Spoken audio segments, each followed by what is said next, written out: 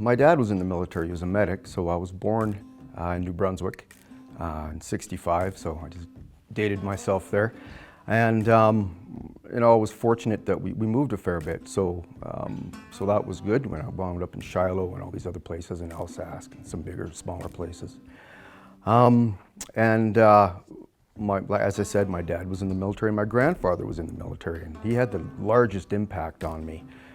He was underage soldier. I think he was 16 by the time they hit the beaches.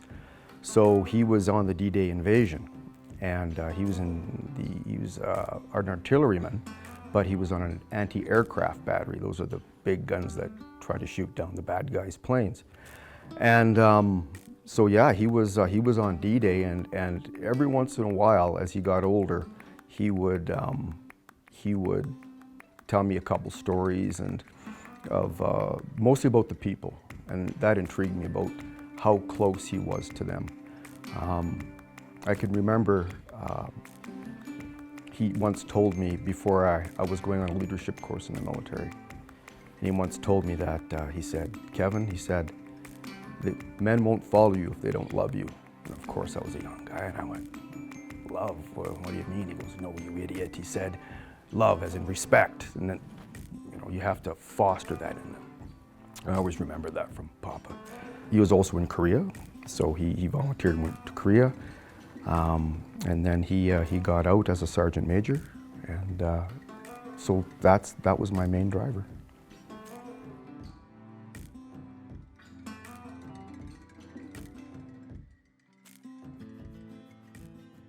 I wasn't one for school. It wasn't so much, I didn't have the horsepower for it. It was just square peg, round hole. I was always that fidgety kid. I was always that kid that had to be running around, or I'd be running into walls kind of thing. And I always felt that I was a team sports player. And I always felt, now looking back on it, I felt that I always had this drive or this need to belong to something bigger than myself. And that right there, that and the service piece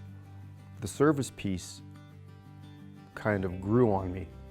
But it was that wanting to belong to a group of people that again, the sum of your parts is far greater than any individual. And I experienced that to great effect in the military. I joined the infantry in 1984. Went back in the days when we went to Cornwallis for basic. Went to battle school after that in Wainwright. And then I was posted to Calgary, 1st Battalion. And I spent a year there, and I was fortunate enough to get my jump course in that time. And so in 1986, I was posted to 2 Commando of the Canadian Airborne Regiment. And I was lucky enough to stay there for 5 years. So I stayed there for 5 years. I was very lucky. I got promoted to Master Corporal there. Then I got posted out to Victoria, 3rd Battalion. And from the 3rd Battalion, while I was in the 3rd Battalion, I did 2 tours of Yugoslavia. We were the 2nd rotation in on my first tour on the Dragovic Road, and it was a bit of it was a mess.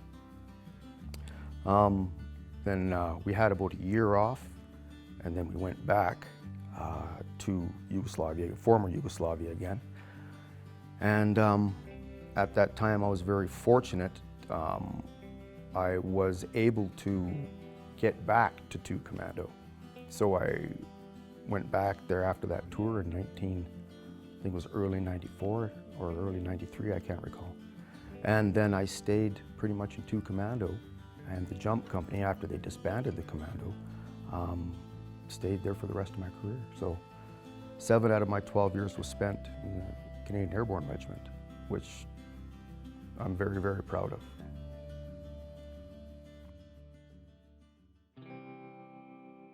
The culture shock was a big thing. It was, you learn very rapidly and very clearly that the rest of the world doesn't live like we get to live here in Canada.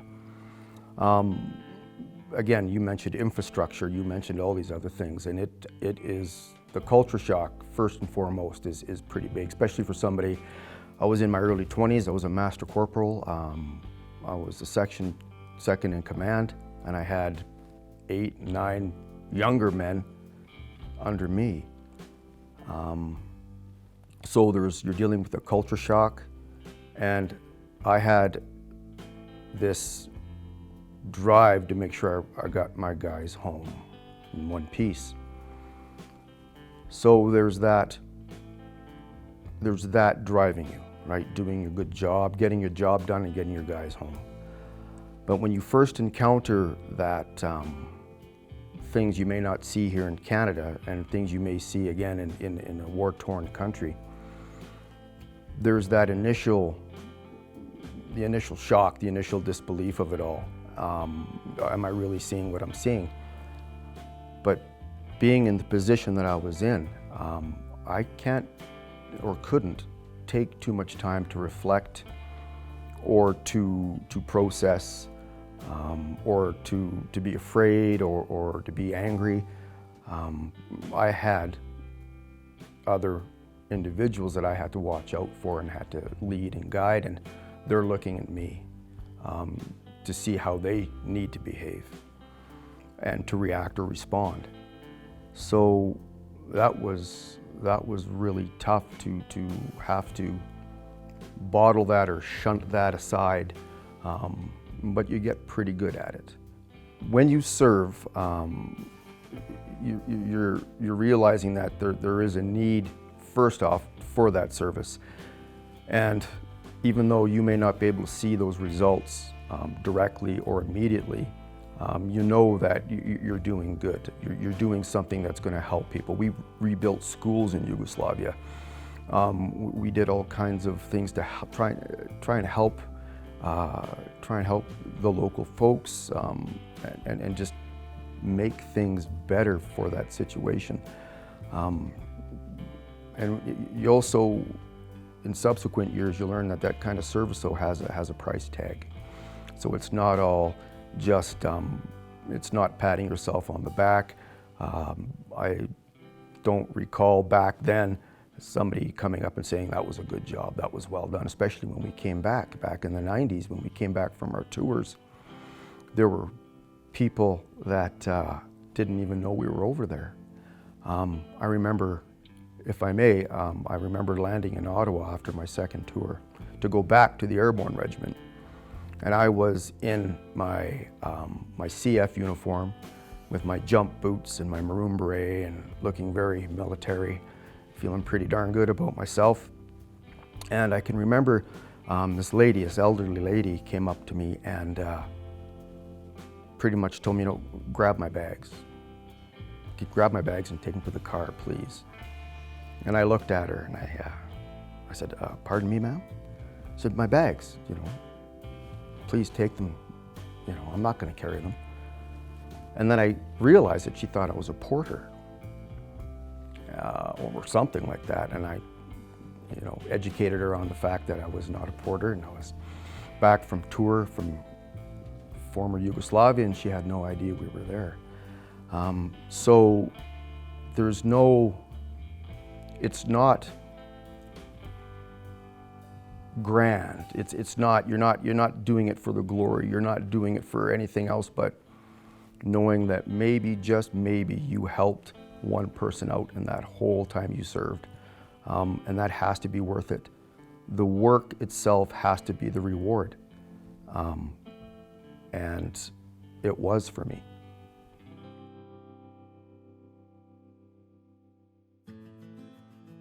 After the military, I kicked around. I tried to do the civilian thing with the computer, in the computer industry and stuff. I did that for about 8, 9 years.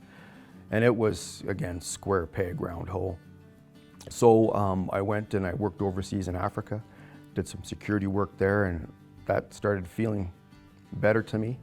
When I was finished with that, I was looking to rejoin. Actually, to get back into the military, I needed to serve, and my wife suggested, well, you've served your country, now serve your community. Service is service. why don't you apply to be in the Calgary Police Service? And I said, oh, sure, why not? I did. I was 43 at the time when I applied, and they took me, the fools. No, they took me, and very happy for that. And that was a different kind of service. It was more up close, it was more personal. It was, you could see the effect that it had on an individual. And in that particular job, you're seeing people on their worst day. But that being said, I got a great deal of satisfaction knowing that I was being of service and doing my best to make even a moment of someone's day better.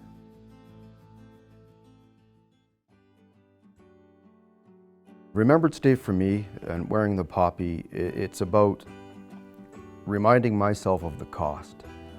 The cost of lives, lives that are ended, the cost of what it cost the family. Service isn't free. Service has a very, very heavy price tag, and my family has paid that price. They've paid that price for a long time, especially before I got help with PTSD and all the rest of it. And there is that, knowing that when you see another veteran, or you see some of these glorious old dogs, these old guys that were right in there, you know it cost them. You know what it cost them. You know that they probably felt what you felt, or have probably dealt with, or are dealing with, or have struggled with what you're going through. So there is that bond there. And I find that, especially in the Airborne Regiment, we would see each other at our absolute lowest. The training was extremely difficult. And you would see, character. You would get to see that person's character, what they were made of, what they were put together with, how they were held together. And that too is a reminder of what it takes to be able to serve like that. But it is, again, it's the cost, and it's the friends that I was never in Afghanistan. That wasn't my fight. But I have many friends who were. And all of it, the service changes you. Some of these friends didn't come back, guys I knew quite well. Some of them came back and they didn't have all their parts. A friend of mine had his legs blown off in a mine strike in Yugoslavia. So when you go and serve, remember this, guys, when you go and serve, when these men and women come back, they've left something there. It's cost them something. And that's really when you need that family support and the support of your friends and your comrades in arms to help you piece that back together. The remembrance is a huge part of this, and not just for the one day a year. If we fail to remember the sacrifices and the cost, then that sacrifice and cost will be lost, and we can't have that. And if I may, just another word on service. You don't need to join the military to serve. You don't need to join a police service. Service can be something as simple as you picking up a snow shovel and you shovel off your neighbor's driveway. Or you can be at service at home. Their service can start locally and very close to your life. You don't need to travel and do all these other things to serve.